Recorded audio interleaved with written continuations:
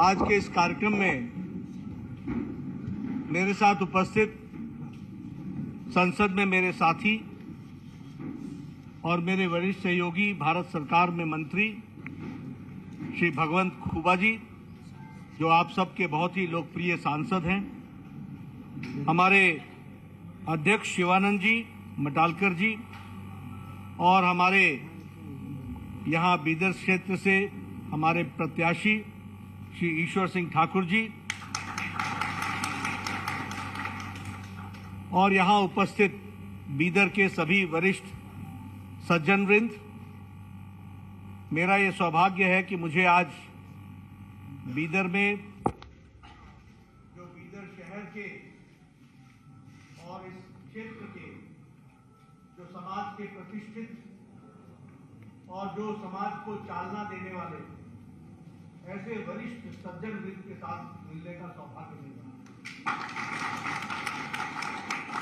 सबसे पहले आप सब लोग यहाँ इतनी गर्मी में समय निकाल करके आए हैं, इसके लिए आप सबका हार्दिक अभिनंदन है, स्वागत है। साथ ही मैं ये समझ सकता हूं कि जब आपने समय निकाल करके आप हमारे से मिलने आए हैं, तो निश्चित रूप से आपने मन में ये विचार बना लिया है कि आपने आने वाली विधानसभा में ईश्वर सिंह ठाकुर को आशीर्वाद देना है और उनका समर्थन करना है।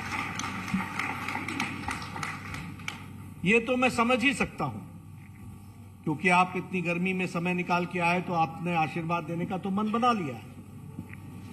लेकिन मेरा आपसे मिलने का उद्देश्य इसलिए है कि आप समाज में अकेले नहीं हैं, आप समाज को चालना देने वाले लोग हैं। इसलिए आप सब लोगों का आशीर्वाद इकट्ठा होकर के आप जब हमारी बातों को और अच्छे तरीके से आगे रखेंगे, तो आप सब मिलकर के समाज को चालना देकर के ईश्वर सिंह ठाकुर को जिताने में सफल होंगे, ऐसा मेरा मानना है।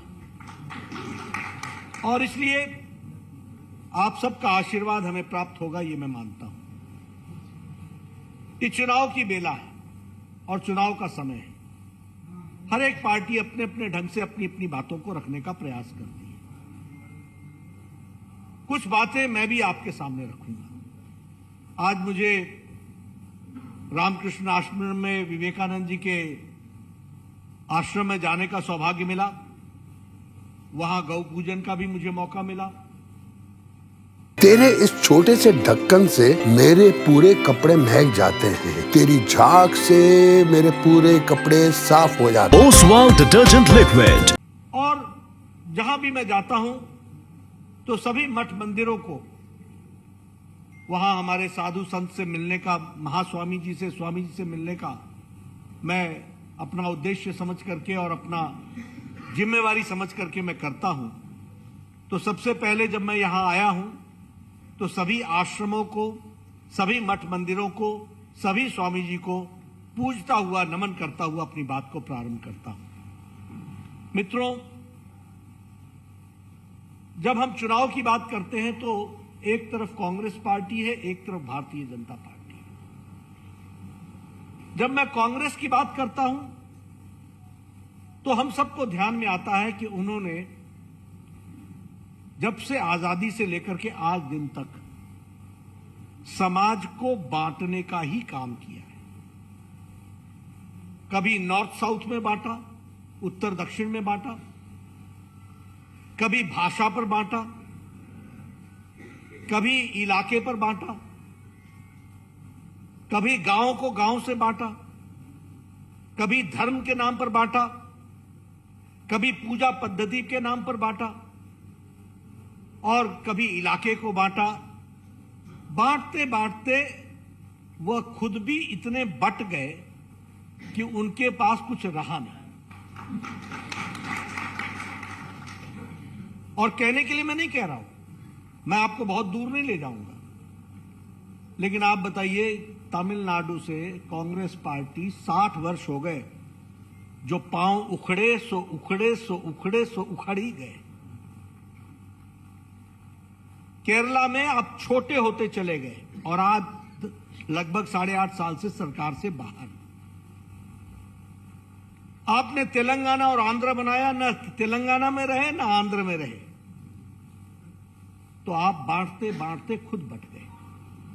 समाज को बांटा आपने, प्रदेश को बांटा, इलाकों को बांटा, भाइयों को बांटा, घर को बांटा। दूसरी ओर भारतीय जनता पार्टी है। भारतीय जनता वो पार्टी है जो कहती है सबका साथ, सबका विकास, सबका विश्वास, सबका प्रयास, इसको हम पूरा करेंगे। और मैं दूर क्यों जाऊं, यही बीदर शहर से खादरी साहब थे ना, हैं? हाँ, सैयद खादरी साहब, जिनको पद्मश्री मिला अभी, और वो बिदरी आर्ट के लिए मिला। क्या कहा उन्होंने कि हमको कांग्रेस के समय में हमको उम्मीद थी, कम से कम पानी में दे सफाई बेशुमार, इसमें है नेचुरल ऑयल, ये कपड़ों के संग हाथों का भी रखे ख्याल, तो आज ही करें इस्तेमाल ओसवाल ओसवाल ओसवाल। ओसवाल, हर रिश्ते का रखे ख्याल। लेकिन हमें मोदी साहब ने पद्मश्री दी। सबका साथ, सबका विकास, सबका विश्वास, सबका प्रयास। कोई उनकी सिफारिश थोड़ी ना थी। आज पद्मश्री किसको मिलता है? जो लोग समाज का काम करते हुए राष्ट्रपति भवन में भी आते हैं तो नंगे पांव होते हैं, लेकिन उनको देश की इज्जत मिलती है। ये बात भी हमको समझनी चाहिए। तो सबका साथ, सबका विकास, सबका विश्वास ये स्लोगन नहीं है, ये आत्मा है भारत की, जिसको भारतीय जनता पार्टी और मोदी जी के नेतृत्व में मोदी जी इसको पूरा कर रहे हैं। दूसरी बात, कांग्रेस पार्टी को सहयोग देने का मतलब है कि कर्नाटक को डबल इंजन की सरकार से रोकना और बैक गियर में लगा देना, रिवर्स गियर में लगा देना। जब मैं रिवर्स गियर बोलता हूं, मैं अभी हुबली में गया था, तो हुबली में मैंने भाषण दिया, तो हमारे कांग्रेस के लोग सोशल मीडिया में कहने लगे कि जेपी नड्डा कर्नाटक की जनता को धमकी दे रहा है कि अगर डबल इंजन की सरकार नहीं आएगी तो मोदी जी अपनी स्कीमों का पैसा देना बंद कर देंगे। ये देखिए, बांटने का काम शुरू हो गया। और मैंने क्या कहा था कि डबल इंजन की सरकार रहेगी तो जो मोदी जी पैसा देंगे वो धरती पर लगेगा। अगर कांग्रेस की सरकार रहेगी तो कर्नाटक में एटीएम खुल जाएगा, ऑटोमेटिक ट्रांसफर मनी अपने अपने घरों को हो जाएगा। मैंने गलत कहा था क्या? आप बताइए, यही होगा कि नहीं होगा? और दूसरी सुनिए, ये यशस्वी हेल्थ स्कीम थी कि नहीं थी? 2008 में शुरू की गई थी, यही कर्नाटक में। और जब कांग्रेस की सरकार आई तो उसको वापस ले लिया गया और जो स्कीम चल रही थी उसको भी रोकने का काम किया गया। और अब वो स्कीम 2022 में फिर से शुरू हुई है। ये बात हमको याद रखने की है। उसी तरीके से ये जेडीएस के समय में ये जो प्रधानमंत्री किसान सम्मान निधि थी, इसके काम को रोक दिया गया था। तो जब कांग्रेस की सरकार आती है, जब जेडीएस की सरकार आती है, जब कांग्रेस और जेडीएस की भाई भाई की सरकार आती है, तो भारत की स्कीमें कर्नाटक की जनता को मिलने से रोक दिया जाता है। इस बात को हमको समझना होगा। ओसवाल फूल झाड़ू, शादी और ये दोनों ही लंबे चलेंगे।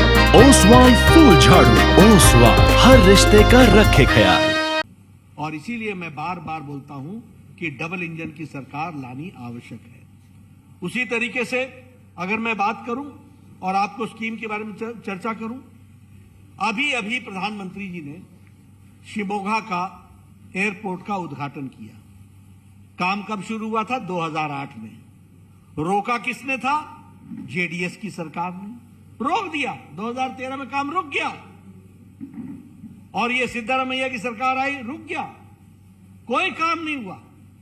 अब जब येडियुरप्पा जी की सरकार आई तो तीव्र गति से काम चला और 3 साल में बन करके वह जनता को समर्पित हो गया। ये बात हमको समझनी चाहिए।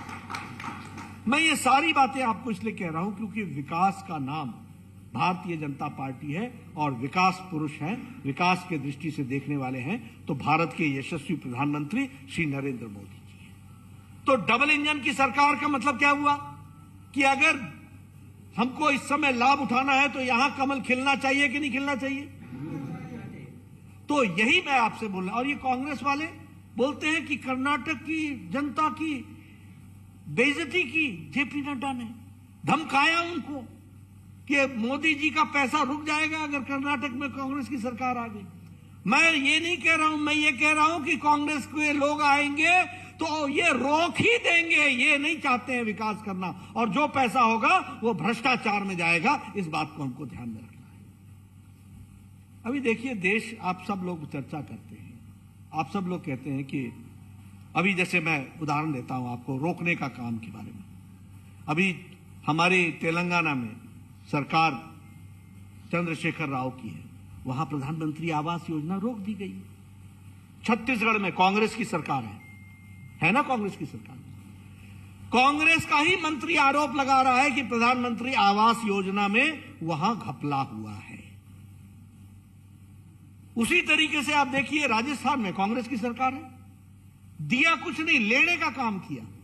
भामाशाह योजना रोकी, अन्नपूर्णा दूध योजना रोकी, भैरव सिंह शेखावत अंत्योदय स्वरोजगार योजना रोकी। यानी जहां जहां कांग्रेस की सरकार है वहां जनता को दी जाने वाली स्कीमों को रोकने का काम कांग्रेस पार्टी का होता है। यही काम करते हैं, आपस में झगड़ेंगे और जनता को चीजों से वंचित करेंगे। यह हमको समझ लेना चाहिए, यह हमको ध्यान रखना चाहिए।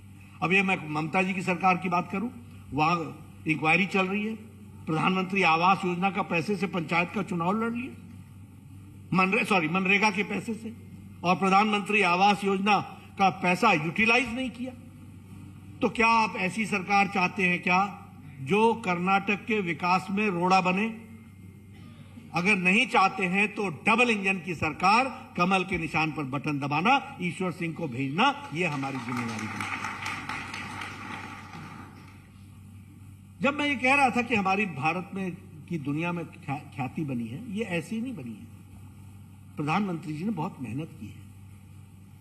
60 बार अंतर्राष्ट्रीय ट्रिप्स लगाए हैं, 60 देशों में गए हैं, 100 बार अंतर्राष्ट्रीय ट्रिप्स लगाए हैं। हर जगह अपना व्यक्तिगत दृष्टि से एक राष्ट्र के नेता के रूप में उन्होंने अपनी बात को रखा है।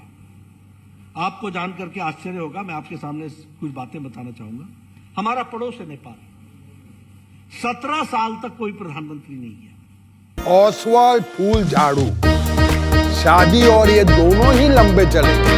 ओसवाल फूल झाड़ू, ओसवाल हर रिश्ते का रखे ख्याल। हमारा पड़ोस है श्रीलंका, 27 साल से कोई प्रधानमंत्री नहीं है। भूटान सबसे पहले प्रधानमंत्री जी गए, और इजराइल वोट बैंक पॉलिटिक्स के कारण यूपीए की सरकार नहीं जाती थी, लेकिन हम प्रधानमंत्री इजराइल भी गए, मंगोलिया भी गए, और देश को दुनिया में जिस तरीके से स्थापित किया वो आप सबको मालूम है। आज हमारे 22,000 बच्चे जो यूक्रेन में पढ़ रहे थे, उन सबको सुरक्षित वापस लाया कि नहीं लाया? किस प्रधानमंत्री ने पुतिन से बातचीत की होगी? ये नरेंद्र मोदी जी हैं, जिन्होंने पुतिन को कहा कि लड़ाई रोकिए, और जेलेंस्की से कहा कि लड़ाई रोकिए, और तिरंगा झंडा लेकर के 22,000 बच्चे वहां से सुरक्षित अपने अपने घर पहुंचे। ये हमारे, और हमने रिश्ते अगर रशिया के साथ ट्रेडिशनल रिश्ते रखे, तो हमने अमेरिका के साथ भी, जापान के साथ भी, ऑस्ट्रेलिया के साथ भी नए रिश्ते बनाते हुए हम लोगों ने, यूरोप के साथ। तो जो भारत के लिए उचित है उस काम को प्रधानमंत्री मोदी जी ने लिया। आप लोगों को राजनीतिक दृष्टि से एक बात मैं समझा दूं, मतलब जो अंतर्राष्ट्रीय टर्मिनोलॉजी में यूज होता है वो आप लोगों को आपके ध्यान में ला दूं। पहले हम लोगों को जब भी कोई दुनिया में भारत के बारे में चर्चा करता था तो कहता था India and Pakistan, India and Pakistan, यानी इंडिया की चर्चा होगी तो पाकिस्तान की भी चर्चा होगी। जब से मोदी जी प्रधानमंत्री बने हैं, भारत इतना आगे बढ़ गया कि अब कोई भी इंडिया एंड पाकिस्तान नहीं कहता, इंडिया इंडिया है, पाकिस्तान वहीं रह गया। ये बात नहीं, अब कोई चर्चा नहीं करता। ये हमको समझना पड़ेगा अंतर्राष्ट्रीय जगत की दृष्टि से। आप बताइए, आज कोविड की दृष्टि से अगर आप देखें तो जिस तरीके से कोविड में लोगों ने दुनिया में जिस तरीके से व्यवहार किया और नेतृत्व किया, आज दुनिया में आर्थिक मंदी आ गई। यूक्रेन वॉर के कारण, सप्लाई चेन के कारण और कोविड के कारण आज दुनिया आर्थिक मंदी में चला गया। लेकिन भारत मोदी जी के नेतृत्व में जो सही फैसले लिए, उस समय ये कांग्रेस के लोग बोलते थे कि ये जो पैकेज आप दे रहे हो, लोगों को आप ऐसे ही दे दो। प्रधानमंत्री जी ने कहा मैं देश को मजबूत बनाऊंगा, और प्रधानमंत्री जी ने उस समय खर्चा किया तो इंफ्रास्ट्रक्चर पर खर्चा किया। आज आपको जानकर के खुशी होगी कि जब सारे देशों की आर्थिक व्यवस्था लड़खड़ा रही है तो भारत मजबूती के साथ अर्थव्यवस्था में खड़ा होता हुआ दिख रहा है। ये भी हमको समझना चाहिए। और जब मैं ये आपको बात कहता हूं, 20 लाख करोड़ रुपए खर्च हुए थे। ओसवाल फूल झाड़ू, शादी और ये दोनों ही लंबे चलेंगे। ओसवाल फूल झाड़ू, ओसवाल हर रिश्ते का रखे ख्याल। 80 करोड़ की जनता को कोई भूखा न रहे। कोविड के दौरान 5 किलो गेहूं, 1 किलो दाल, 1 किलो दाल ये देने की व्यवस्था की थी, और 5 किलो गेहूं या 5 किलो चावल आज भी 80 करोड़ की जनता को दे रहे हैं। यानी कोई भूखा इस देश में न रहे, इसकी चिंता की गई। लेकिन इसी के साथ साथ किसानों का इंफ्रास्ट्रक्चर बढ़ाने के लिए 1 लाख करोड़ रुपए, एमएसएमई सेक्टर को खड़ा करने के लिए 20,000 करोड़ रुपए, उसी तरीके से हमारे अन्य सेक्टर्स को खड़ा करने के लिए 20 लाख करोड़ रुपए का पैकेज दिया। आज उसका फर्क क्या पड़ा है वो भी मैं आपको बताना चाहता हूं और उसको आपके सामने रखना चाहता हूं। आज इन्फ्लेशन रेट, महंगाई का दर रशिया का 11.8% है, मतलब 12% के आसपास पहुंच गया। इटली का 10% है, यूनाइटेड किंगडम का 10.1% है, ऑस्ट्रेलिया का 7.8% है, और भारत का महंगाई रेट 6.25% है। उसी तरीके से विकास दर देखिए, चाइना शक्तिशाली देश, विकास दर 3.2%, France 2.5%, Germany 1.5%, United kingdom 3.6%, USA America 1.6% और भारत 6.8%। अब ये मैं कांग्रेसी भाइयों को क्या समझाऊं जिनको इकोनॉमी का ई नहीं समझ में आता हो, तो क्या बताएंगे? अर्थव्यवस्था का अ ना आता हो तो उनको क्या समझाएं? हम देखिए, किसी की नजर सुधार सकते हैं लेकिन दृष्टि नहीं दे सकते। दृष्टि तो उनकी होनी पड़ेगी जब जिसने सीखना ही नहीं, जिसने समझना ही नहीं कि देश कहां छलांग लगा रहा है। और इस आर्थिक मंदी में जब दुनिया पड़ी है, आपको मैंने सारे आंकड़े बता दिए, अमेरिका का क्या हाल है, चाइना का क्या हाल है, उस समय भारत कहां खड़ा हो रहा है, इस बात को हमको समझना पड़ेगा। आपको जानकर के खुशी होगी कि जिस ब्रिटेन ने हमको 200 साल राज किया, उसको पछाड़ करके हम 5वें नंबर की अर्थव्यवस्था बन गए। ये बातें हमको ध्यान में लेनी चाहिए। और जब हम सबका साथ सबका विकास की बात करते हैं तो हम लेटर सिर्फ कहने के लिए नहीं कहते हैं। आज सेंट्रल आर्म्ड पुलिस फोर्स में एग्जामिनेशन के लिए अब हमारे बच्चे 13 भाषाओं में वो परीक्षा दे सकेंगे। यानी अब इंग्लिश और हिंदी जानने वाला ही बच्चा नहीं, कन्नड़ जानने वाला बच्चा भी अब सीएपीएफ में जा करके। प्रधानमंत्री मोदी जी के नेतृत्व में जब मैं स्वास्थ्य मंत्री था तो मैंने डॉक्टरों के लिए उड़िया में, कन्नड़ में, मलयालम में, तेलुगु में, तमिल में, गुजराती में, मराठी में, सभी भाषाओं में परीक्षा देने की व्यवस्था की। इसका फायदा क्या होता है कि आज गांव का पढ़ा हुआ बच्चा भी अपनी भाषा में परीक्षा देकर के डॉक्टर बन सकता है। ये नीतियों का परिवर्तन किया गया जिसके कारण आज मुझे खुशी है आपको बताते हुए कि हाईवेज पर 1 लाख करोड़ रुपए कर्नाटक में खर्च हो रहा है। 1 लाख करोड़ रुपए। तेरे इस छोटे से ढक्कन से मेरे पूरे कपड़े महक जाते हैं। तेरी झाग से मेरे पूरे कपड़े साफ हो जाते हैं। Oswal detergent liquid. उसी तरीके से इंडस्ट्रियल कॉरिडोर बन रहा है तुमकुर में। साउथ इंडिया में पहला इंडस्ट्रियल कॉरिडोर बन रहा है। उसी तरीके से हेलीकॉप्टर की टुमकुर में HAL की फैक्ट्री बन रही है और लगभग 67% डिफेंस को जो एयरक्राफ्ट बनेंगे वो कर्नाटक की धरती पर बनेंगे। ये आप अब डबल इंजन की सरकार चाहिए कि नहीं चाहिए बताइए। आप देखिए किस तरीके से विकास हो रहा है। उसी तरीके से वंदे भारत ट्रेन अभी मैसूर से चेन्नई के लिए, अभी वो हमारे इधर से सिकंदराबाद टू तिरुपति, तो और ये 400 ट्रेनें चलनी है। और मैं तो आप सबसे निवेदन करूंगा कि जरूरत पड़े न पड़े टिकट कटा करके एक बार वंदे भारत ट्रेन पर जरूर चढ़िए। आपको न्यू इंडिया दिखेगा, न्यू इंडिया। वर्ल्ड स्टैंडर्ड के एयर कोचेज हैं, वर्ल्ड स्टैंडर्ड की ट्रेन है और भारत में बनी है। इसलिए भारत किस तरीके से, और उसमें आपका योगदान जो है वो हम भूल नहीं सकते। अभी एक नाथ प्रभु कैंपागोड़ा टर्मिनल बना है, वो भी एयरपोर्ट, वो भी बहुत अच्छा। शिमोगा एयरपोर्ट बन गया। धारवाड़ में इंडियन इंस्टीट्यूट ऑफ टेक्नोलॉजी बन गई। इंडियन इंस्टीट्यूट ऑफ मैनेजमेंट का आपके यहां आ रहा है। तो एक विकास की एक नई दृष्टि से, और मुझे खुशी है ये बताते हुए कि दुनिया का सबसे ज्यादा फॉरेन डायरेक्ट इन्वेस्टमेंट हो रहा है तो कर्नाटक में हो रहा है। यह भी हमको समझना। इनोवेशन में आप नंबर 1 पर आ गए, आप स्टार्टअप्स में नंबर 1 पर आ गए, आपका इकोसिस्टम नंबर 1 पर आ गया। उसी तरीके से अगर हम देखें तो ये अपर भद्रा के जो प्रोजेक्ट्स हैं उसमें 63% का बजट का इंक्रीज किया गया है। उसी तरीके से गरीब लोगों के लिए रायता विधि योजना के तहत लगभग 11 लाख बच्चों को शिक्षा में लाभ मिलने वाला है। उसी तरीके से जो हमारे रायता शक्ति स्कीम है, इसमें भी लगभग कोई बड़ी संख्या में लोगों को लाभ मिलने वाला है, किसानों को लाभ मिलने वाला है।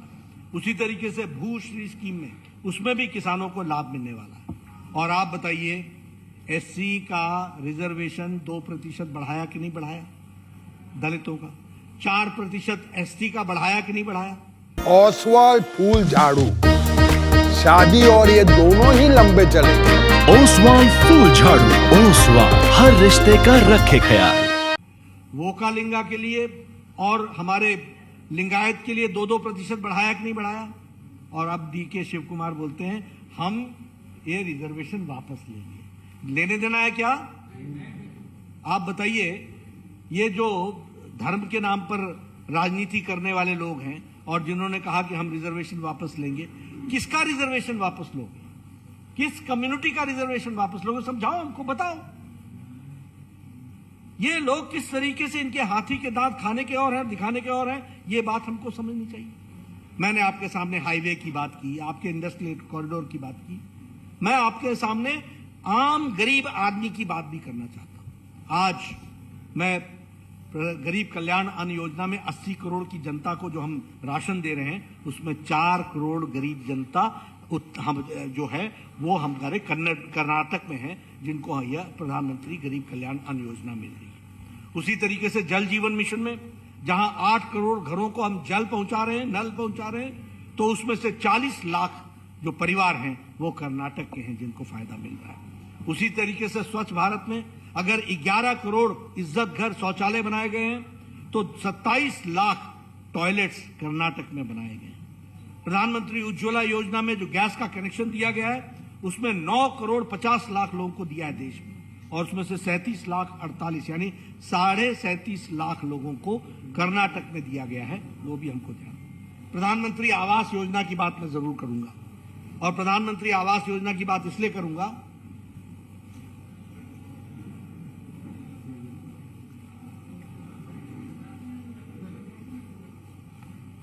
प्रधानमंत्री आवास योजना की बात इसलिए करूंगा कि 1993 में 1993 में मैं MLA था, और 1993 के में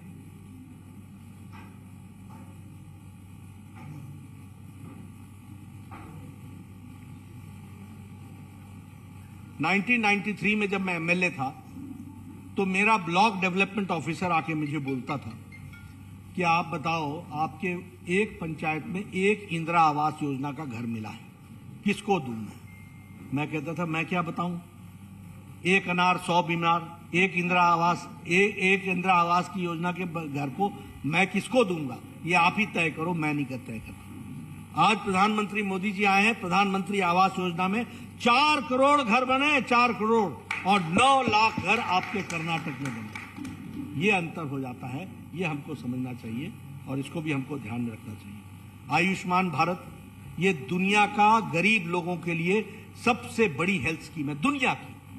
ओसवाल फूल झाड़ू, शादी और ये दोनों ही लंबे चलेंगे। ओसवाल फूल झाड़ू, ओसवाल हर रिश्ते का रखे ख्याल। 10 करोड़ 74 लाख परिवार, 50 करोड़ लोग। 50 करोड़ का मतलब होता है भारत की 40% की आबादी। और कौन है ये गरीब लोग? रिक्शा वाला, ठेला वाला, रेडी वाला, सब्जी वाला, lift man, auto rickshaw driver, बाल काटने वाला हमारा बार्बर, कूड़ेदान से इकट्ठा करने वाले जो मटेरियल इकट्ठा करते हैं वो लोग, सफाई वाले। ऐसे गरीब लोगों को मोदी जी ने 50 करोड़ लोगों को 5 लाख रुपए का गंभीर बीमारी से लड़ने के लिए हर साल हर परिवार को 5 लाख रुपए देने का इंतजाम। आप बताइए, मोदी जी ने गरीब लोगों को ताकत दी कि नहीं दी? खड़ा किया कि नहीं किया? स्वनिधि योजना में जो हमारे रेडी पटरी वाले लोग हैं उनको खड़ा करने की योजना बनाई। इसलिए हर तरीके से इस काम को, प्रधानमंत्री किसान सम्मान निधि में 60 लाख किसान हैं हमारे कर्नाटक के जिनको 2-2 हजार रुपए हर चौथे महीने मिल रहा है। क्यों? ताकि वो अपने बीज खरीद सके, ताकि वो अपना फर्टिलाइजर खरीद सके, ताकि वो अपने आप को खेती के साथ जोड़ने के लिए अपना उस काम को आगे बढ़ाए। प्रधानमंत्री किसान सम्मान निधि चल रहा है। ये सारी योजनाएं जो हैं, इसलिए मैं कहता हूं कि कर्नाटक के चुनाव में विषय ईश्वर सिंह का नहीं है, विषय भगवंत खुबा जी का नहीं है, विषय बोमई साहब का नहीं है, विषय कर्नाटक की 6.5 करोड़ की जनता का विकास का है और उसको कैसे आगे बढ़ना है इस बात को देखना। और इसीलिए डबल इंजन की सरकार रखनी बहुत जरूरी है। मैंने पीछे भी कहा था, कांग्रेस का मतलब है करप्शन, कांग्रेस का मतलब है क्रिमिनलाइजेशन, और कांग्रेस का मतलब है कम्युनलिज्म, कमीशन।